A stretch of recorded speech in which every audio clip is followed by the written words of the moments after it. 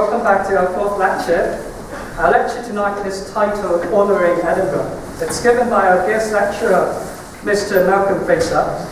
In tonight's lecture, Malcolm from Fraser Livingstone will explore the work of his new practice and its relationship to boundaries.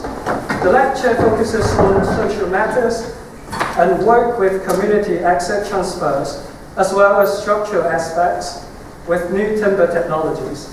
So Malcolm is an alumni. He was also our president, EUSAS president from 1976 to 1977. Malcolm has won multiple awards for his work and now uses the success of his practice as a platform to advocate for national policy change. He has led initiatives on banking, VAT, and his home city of Edinburgh, and currently lobbies for and sits for bodies advancing initiatives around housing, land reform, changes to the planning system, national infrastructure financing, and the empowerment of communities. Please join me to welcome Malcolm back with a warm round of applause. Thank you.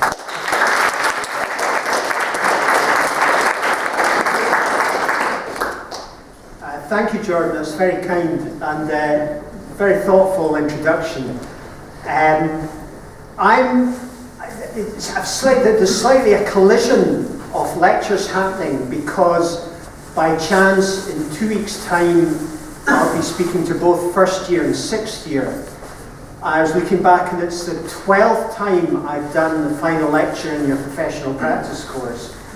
And that's about lessons in architecture, what I've learned from practice. The first year one is about Edinburgh, an introduction to Edinburgh, and an introduction to work that I've done in Edinburgh. So I very much want to do something different this evening. And I just set up again with Robin Livingstone, who's here, who's taught some of you. And so I'm a young up-and-coming practice, which is quite cool. I'm quite enjoying pretending to be youthful and getting excited about doing architecture again. So this is the sort of stuff we're working on. My old practice was Malcolm Fraser Architects. We worked from 1993 to set up, when I set up, 2015.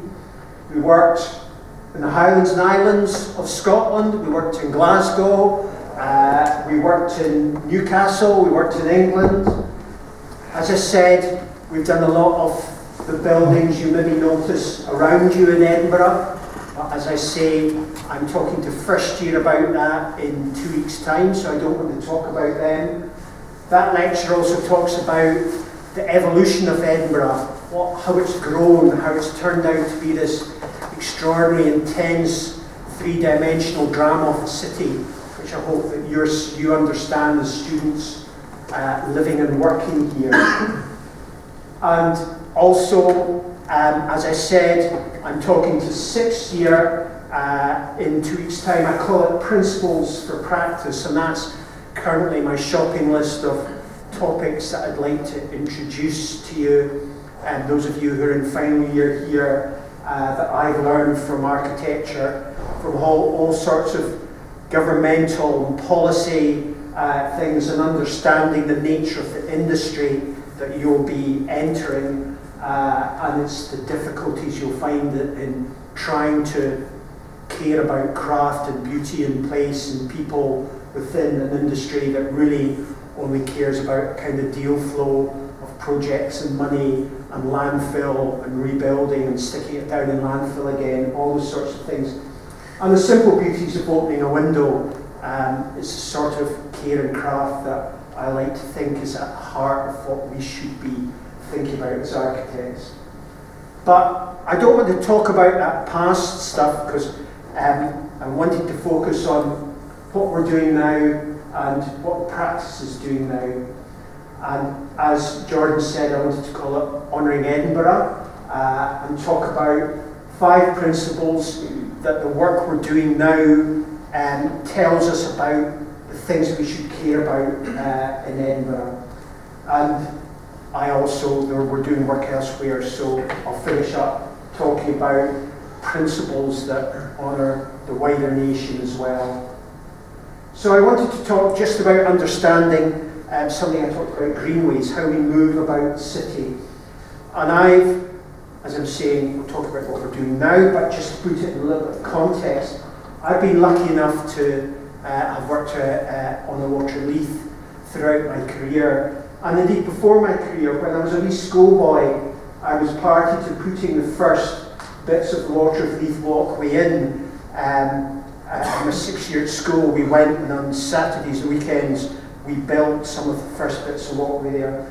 Because I'm old enough to remember, when I was young, the Water of Leith was an industrial sewer. It stank. There was no life in it.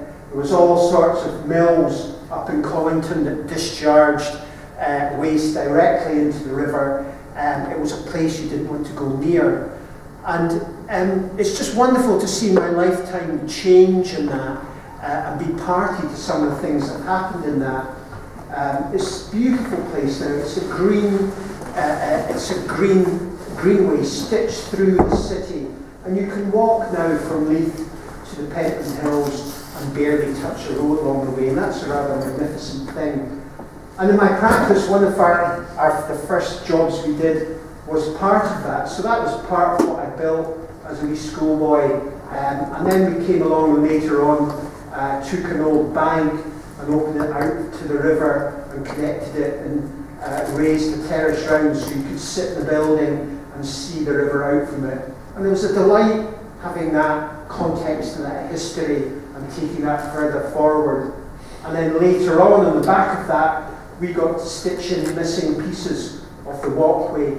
So you did get this green link all the way through, and a simple kit of parts in sections where you couldn't in the past walk past, and then make a little visitor centre at the nexus of the Water of Leith, the two riparian aspects of Edinburgh, and the canal that went over the top of it, goes over the top of it. I cycled across there this morning, and it's just wonderful looking down on the river below and being on the canal above, and understanding how those two bits of green infrastructure come together.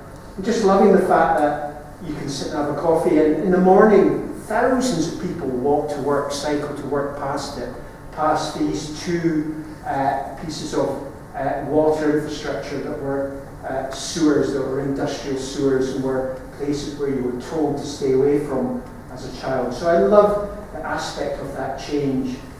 And the first wee project we've got, which will be on site in January, is by the river down in Cannon Mills. Some of you may know that was a very contested site, a lovely cafe knocked down, and a really, really very poor piece of housing built on it.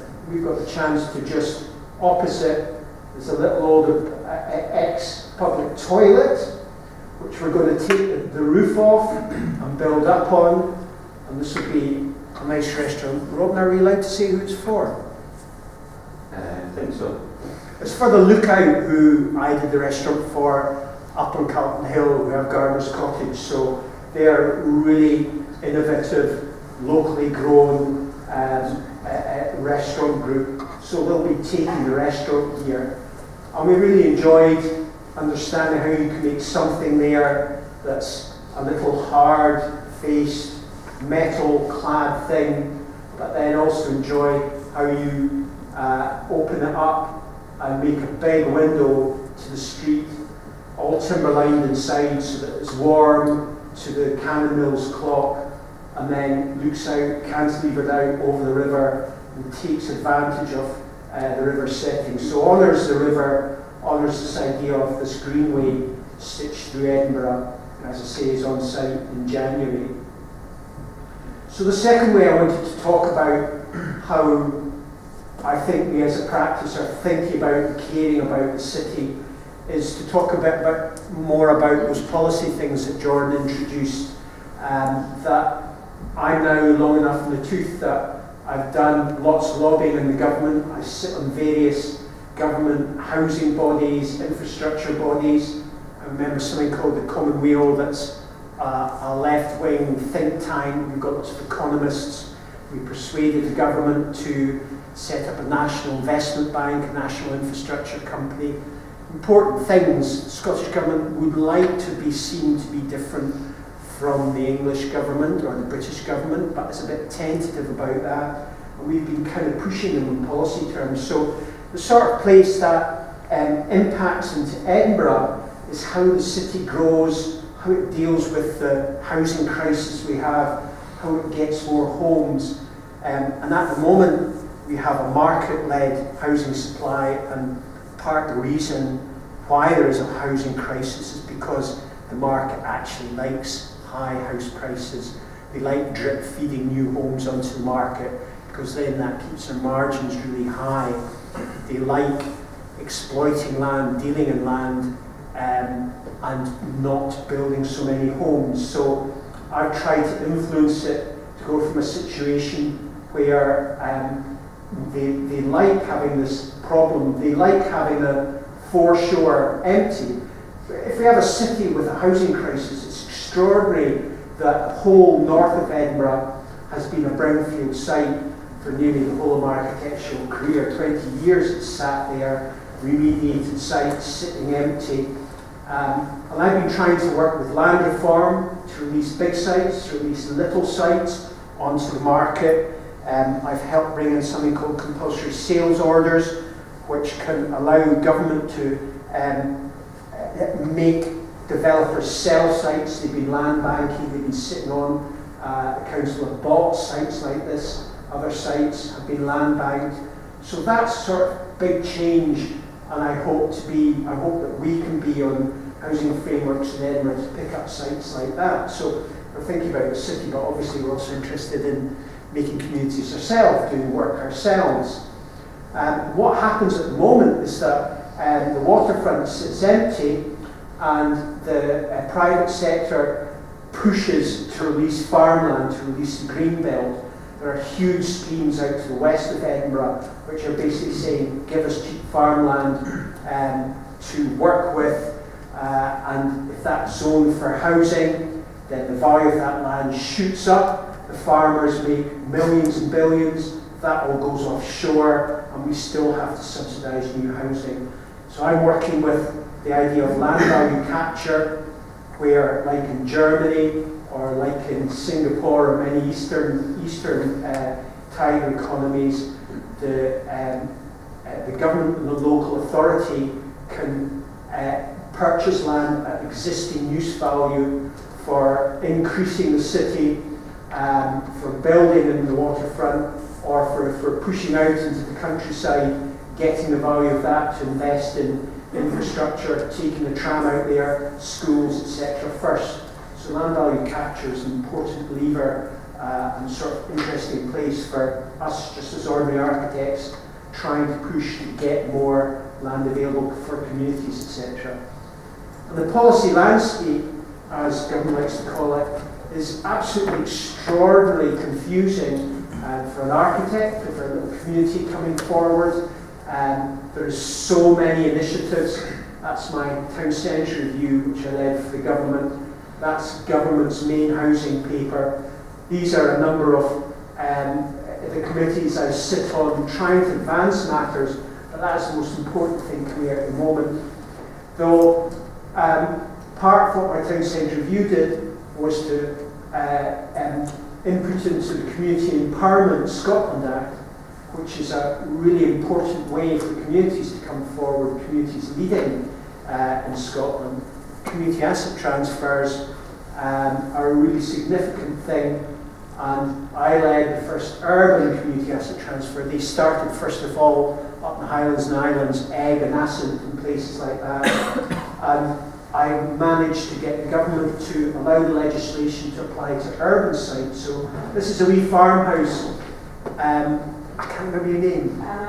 Anna was involved with as well out in Bridgend, where a really vigorous little community in a poor part of Edinburgh wanted to work with this house. The council had a bid for 215,000 for the site.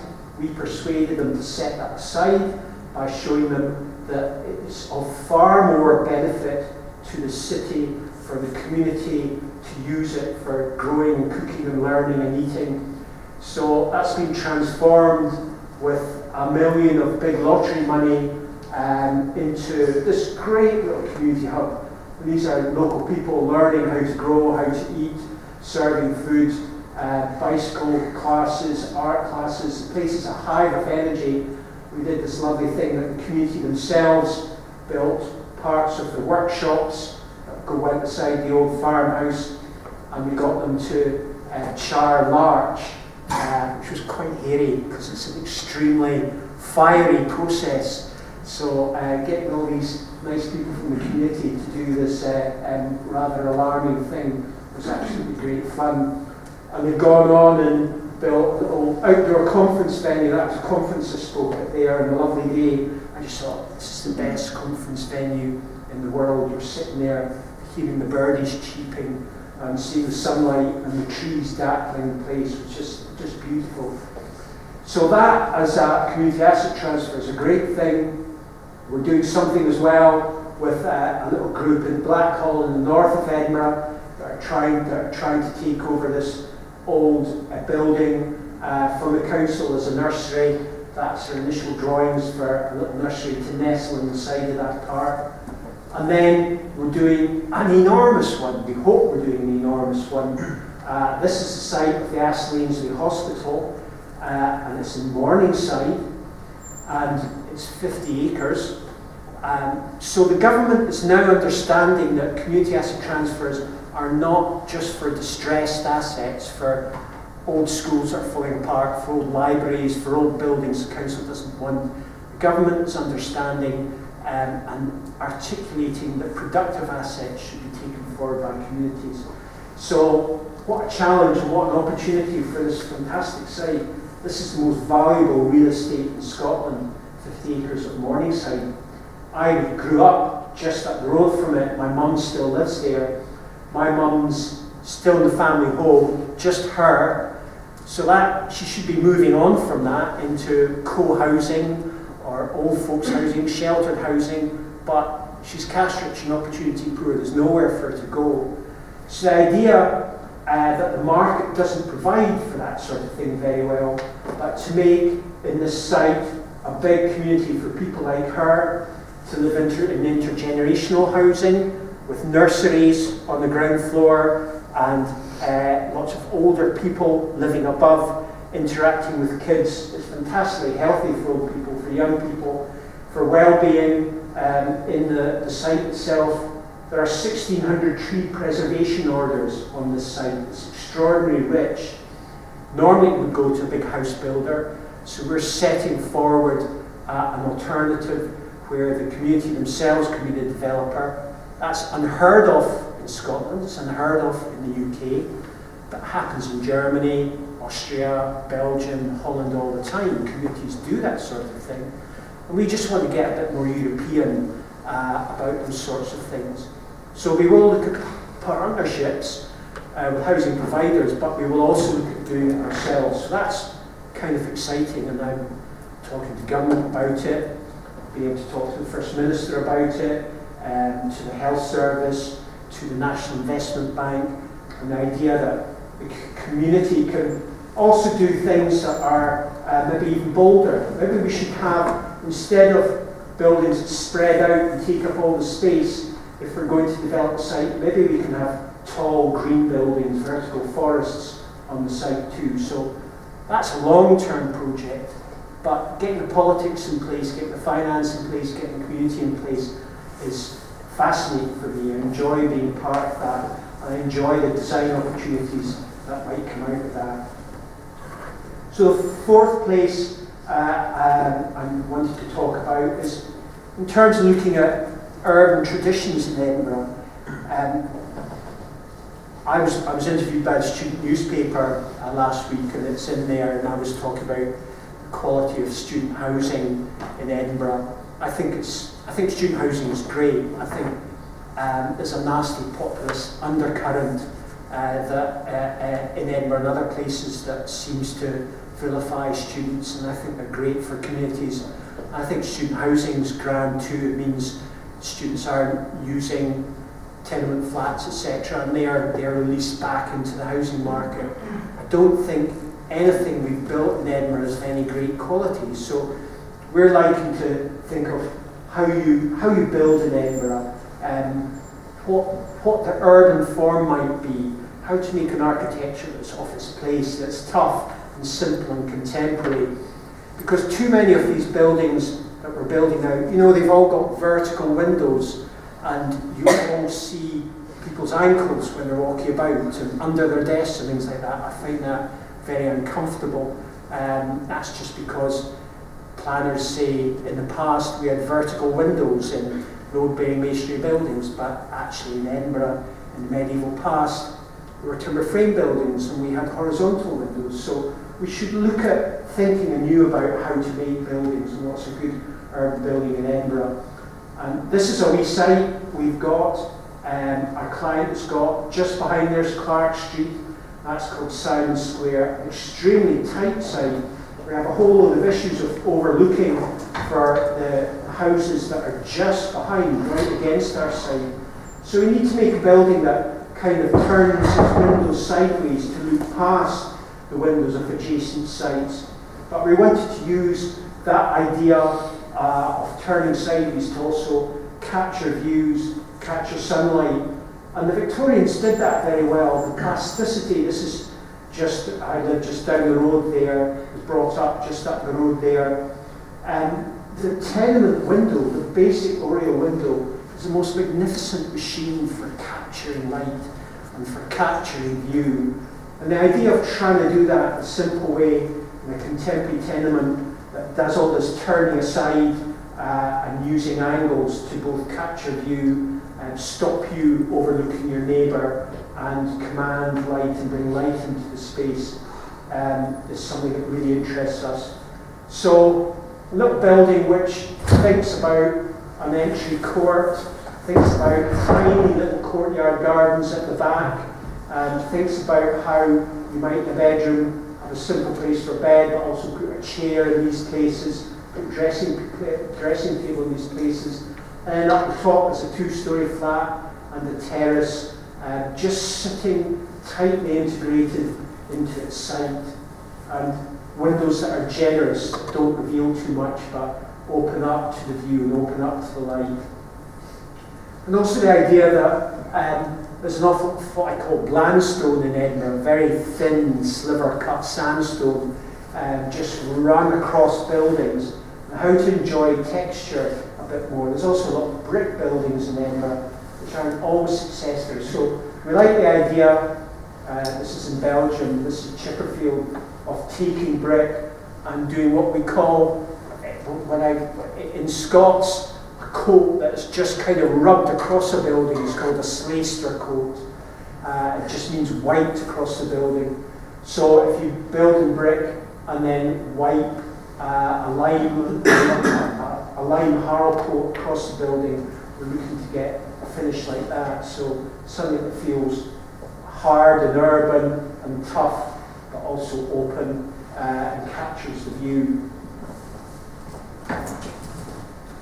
And then work we've done in the past, looking at proposals for Princess Street. There was a big article in the Scotsman today about Princess Street. We wanted to continue to think about the idea of where you shop in the city and how you make the most of the drama of the city. Princess Street used to be this grand urban shopping parade. Is a bit down at heel now, and it needs to be rejuvenated in a way that understands that this is the greatest retail drama in the world, looking out as one side of the street across to the castle, across to the old town, with the green of the gardens in between. It's a most magnificent aspect.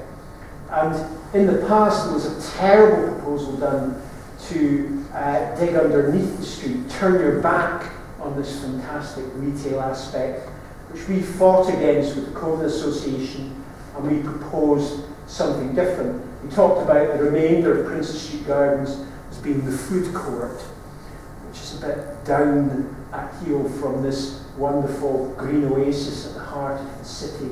I remember as a wee boy coming in by train and coming out and thinking that the centre of the city was a garden, not a busy street in itself.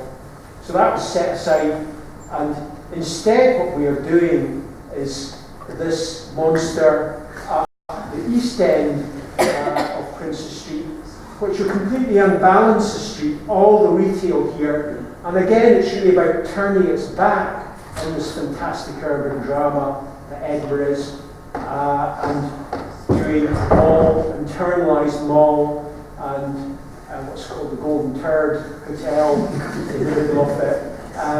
And in a way, they're reacting too hard. This architecture is so bland and boring that they've gone too far in the other direction to be too demonstrative. So you get trying too hard and trying not hard enough side by side, which is one criticism. But my main criticism is that it leaves Princess Street behind. It neglects this great urban drama. And I'd love to continue to push our original proposals for Princess Street, which is that there are 4 sites along Princess Street. We got a sign-off from Historic Scotland to demolish several poor B-listed buildings, buildings that really didn't deserve their listing, and form malls, because malls work in terms of protecting from the elements. But we took our malls back into the site, we lined them up where you could get onto Rose Street and through to George Street behind. We took them all underneath the lane, Rose Street South Lane along the way, and then up onto Rose Street, and then through into George Street too. So it gave you almost more of an old town courts and closes thing. And we took each of these sites and we glazed the front. So instead of just getting, say, 40 metres of shop front, you got that shop front stitched back into the site all the way up. You got encouraged to go upstairs where you got this fantastic view across glazed end. You then could come up from Rose Street at the back and have restaurants on top of that, and then have some real high-end residential on top of that.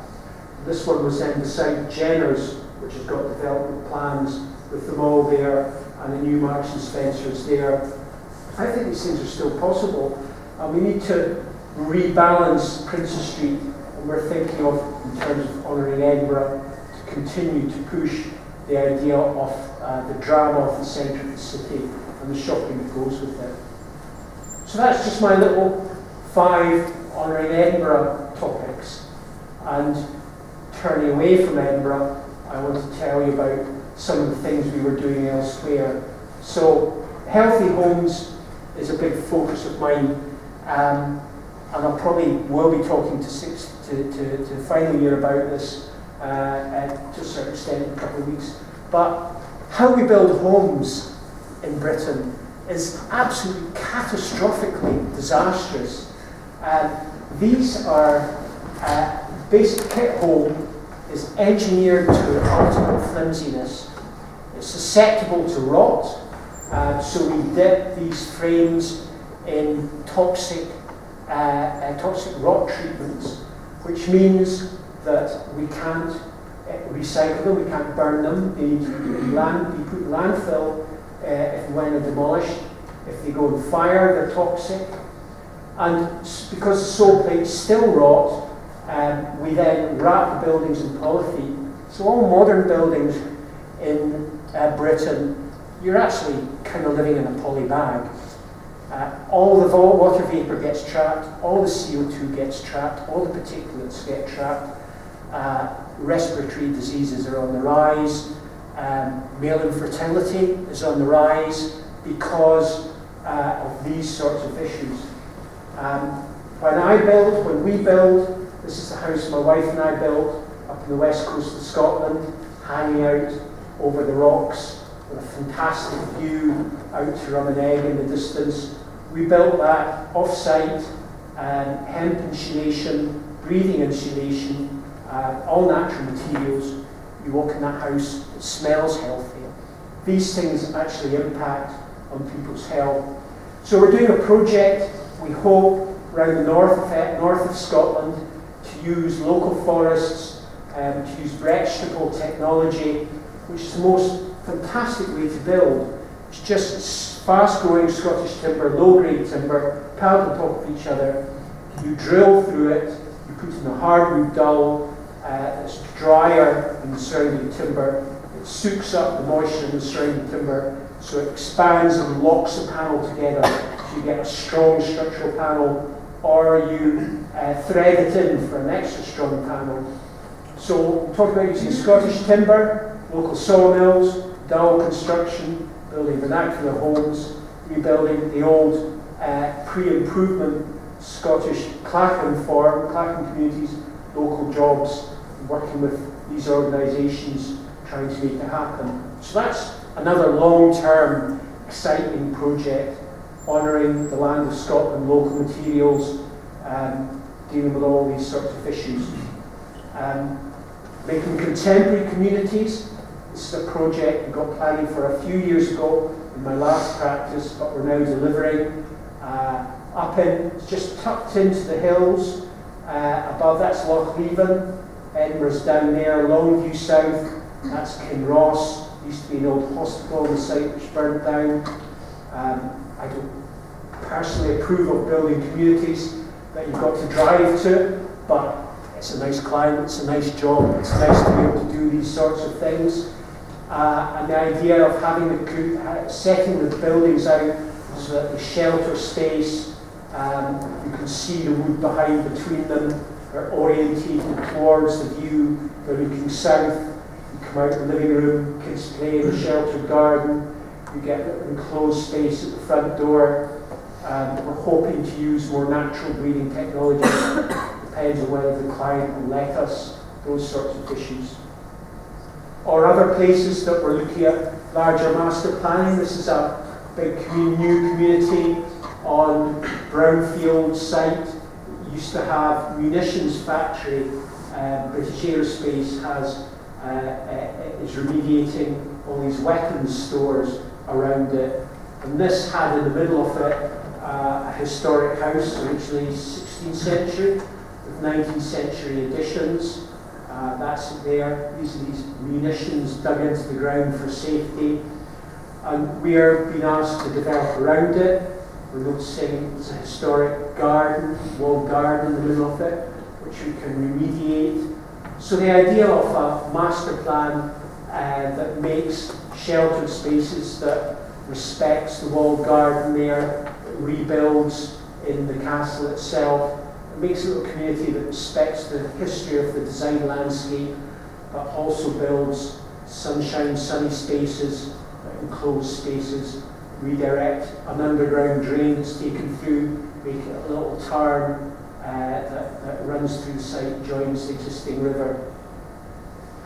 We're also thinking about health in relation to workplaces, and I've talked before about using timber, so this is, and I'll talk about it in a couple of weeks too, this is us using vapor open insulation and cross-laminated timber, which comes and just basically for a nursery, basically comes in slots and bolts together. It happens very quickly, so saves time, locks carbon, and produces a beautiful space that feels, again, it smells different, it feels natural, it feels healthier. And people, think these are subjective things, but they're not, they're objective. That's it, a couple of weeks ago, kids have decorated it, it's hard wearing, it's well loved, it makes a great space. But these things aren't subjective, they're objective. In Germany, tests have been done which shows kids' heart rates go slower in a timber nursery as opposed to a plasterboard normal nursery, and that results in better behaviour, better learning outcomes, less exclusions from class, less tantrums. These buildings are good for everything. They're good for housing, they're good for communities, they're good for offices too. So here's where we proposed a little office in Glasgow for a community. Again, an asset transfer of this building is going through at the moment. That's a big old school that has got the community centre in it, venues, nurseries, all that sort of thing. And beside it, a little Nissen hut where we were asked to propose a community business unit for social change organisations, hard-working space, then a little atrium with a bank of enclosed space around the back, kitchen at the heart of it, stair at the heart for drama, and business interaction. Cladding Corten, all built across laminated timber. That's the atrium, the stair going up at the back. Unfortunately, our clients wanted a cheap building, so they're probably not going to go with us in this. We'd love to be doing this elsewhere. I like the idea of hard-working and tough Glasgow building sitting next to the grand Edwardian red sandstone school in Corten and Weathering Steel, which a local Glasgow supplier would have supplied. And then just talking about workspace again, or industrial space. This is an early stage project in Barra. Has anyone been to Barra here? Outer Hebrides, absolutely beautiful place, and that is the airport. If you fly into Barra and land on the beach, it's the most fantastic, romantic place. Not good, obviously, for your carbon footprint, but it doesn't have a distillery, so this is the first legal distillery in Barra that we're working on. And just lastly, a lot of the work I'll talk about in relation to Edinburgh that my old firm did was with historic buildings and town centres, cultural regeneration, working with old buildings, understanding that architects should engage with the embodied energy of the past, buildings of the past, the solidity, the stonework of all those old buildings. So we continue to do those sorts of work. This is a little feasibility study we did in Leeds for a medical museum, which has got a big car park outside it all the way across there, giving them a new building at the front door, which lit them up, giving them a new entrance and a little avenue to enter the building, workspace upstairs, and a little cafe pushing out in front of the building as a lecture space in the evening, and enjoying how that sat separately but complementary to the historic building behind, and how in the future, when we all have electric cars and don't need car parks anymore, you could have allotments out the front and social space, gathering space. And then finally, working with an old town hall in a town called Inverurie up in Aberdeenshire, where council wanted to build a new town hall on the outskirts, and I persuaded them to actually build the secretariat or the offices and the car park out the back, use the existing building, which is onto the original town square. We've got a project to re-urbanise that town square, make it more usable, and build a simple office out the back there. So that's me. That's what we're doing just now. It's fun, and to be honest, the most fun is being a young practice, but also having this big hinterland of work and policy that I've done before. And as I say, some of you will hear a bit more about it in a week's time. Thank you very much for listening.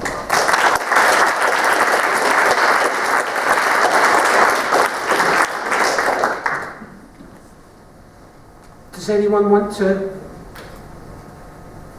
ask me anything? Or bring up a point or whatever? Yeah. What do you think is the best way of convincing local government, local communities of the ideas that you've got?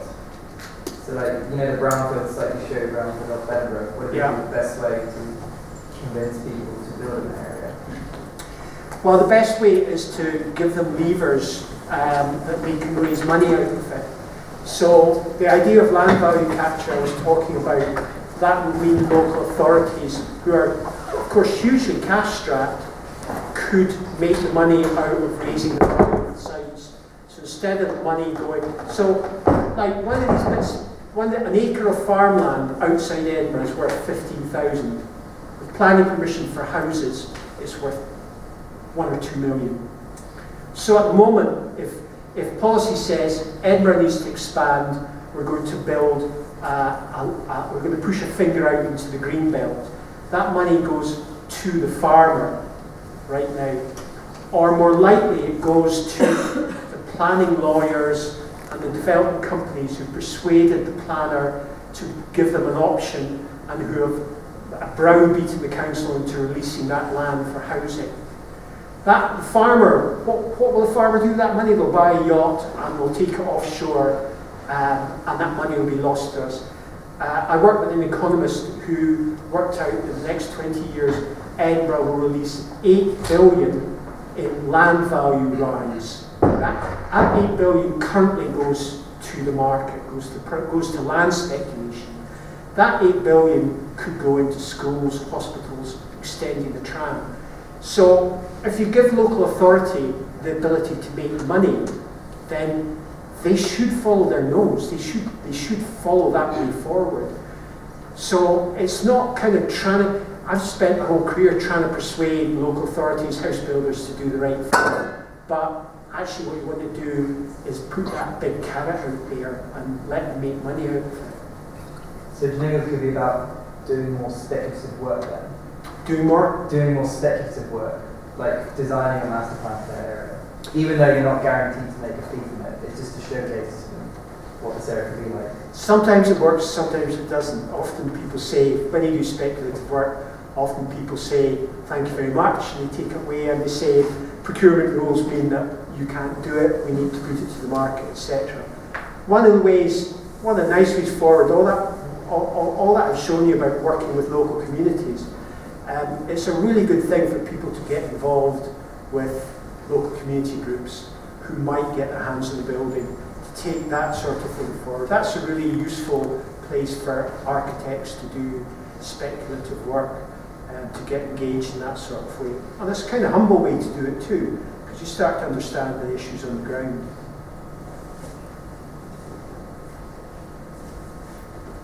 Pat? Hi.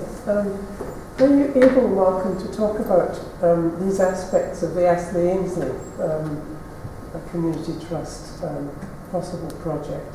Or is that not something that you can release at the moment? I'm quite interested in how that question and the economics of that can be made to work, which sounds like a wonderful scheme.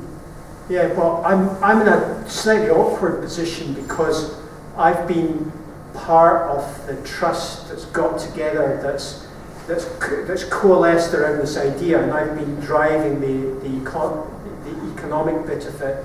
I've been talking to the NHS, talking to the bank, etc. But I now want to move from that core community group into actually applying the funding that they're raising to do the architecture work. So I've got to kind of have a wee Chinese wall there,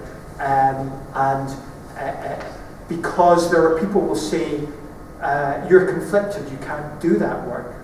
Whereas I would say, it would be a terrible world where passion and local commitment and putting time in and care and interest precluded you from being an architect coming out the end of it. So it's almost like I'm allowed to do all that for free as long as a big nasty commercial firm then does the architecture for it further down the line.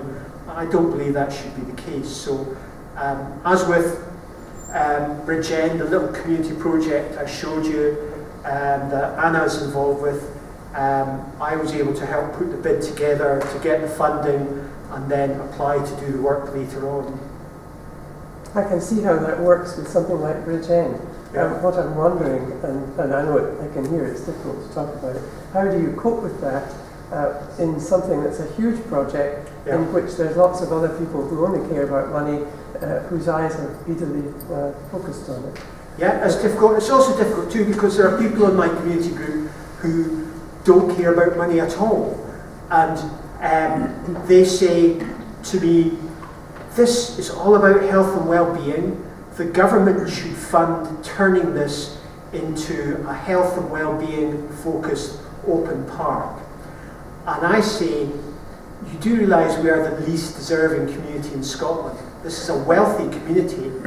We need to find the resources from within our own community to carry those aspects. So, as I indicated, the person who's going to pay for it all is my mum and the thousands of other elderly people in Morningside who would like to move into a place like this, into a caring, sheltered, co-housing place, and will put money into that. and that money can also provide key worker housing, social housing, and look after the landscape and redevelop the nice green open bits of it.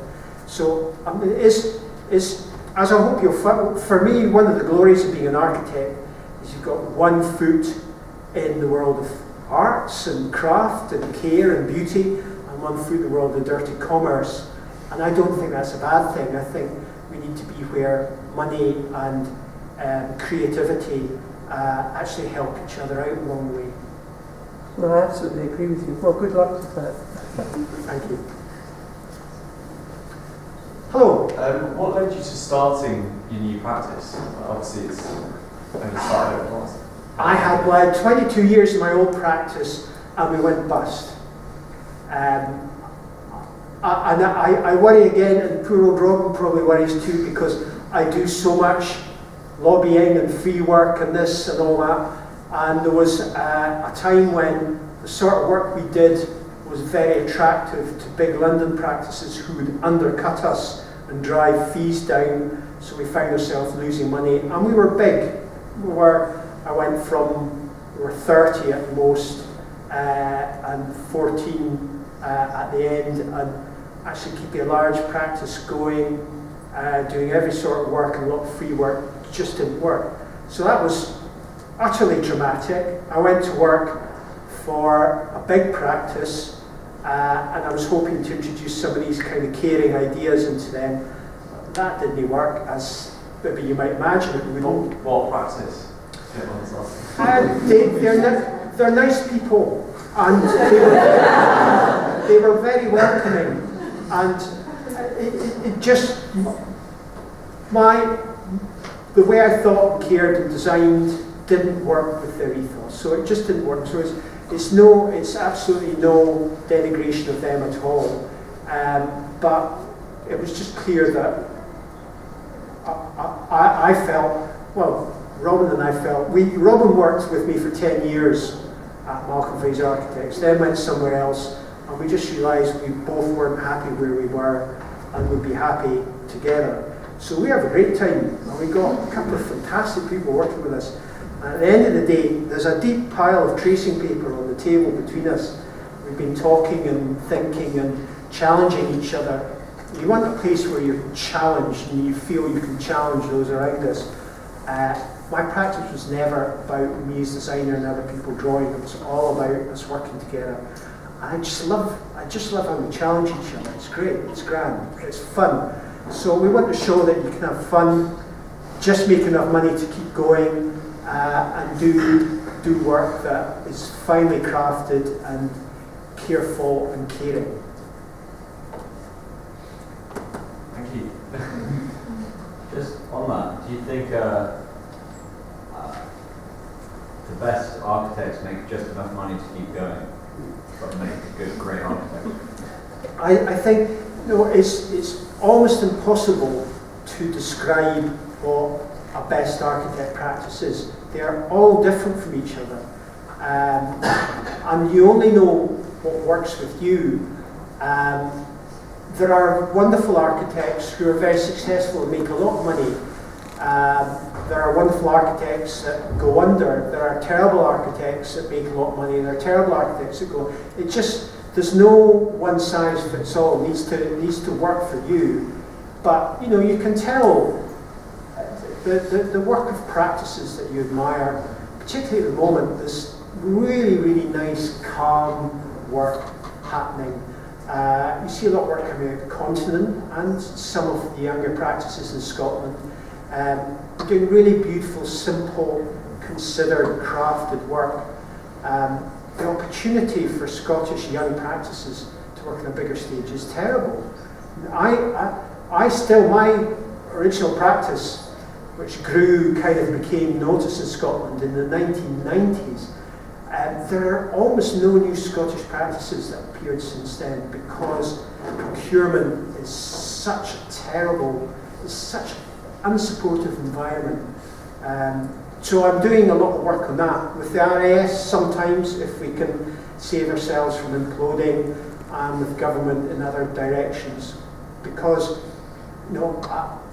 an old guy like me shouldn't be a young up-and-coming practice. We should be getting our arses kicked more by hungry young practices out there, and they're just not supported enough.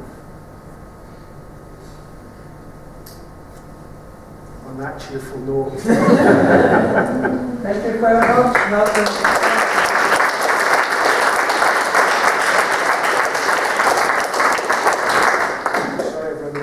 No, it's okay. Thank you for coming and giving us a lecture tonight. And there are drinks upstairs, so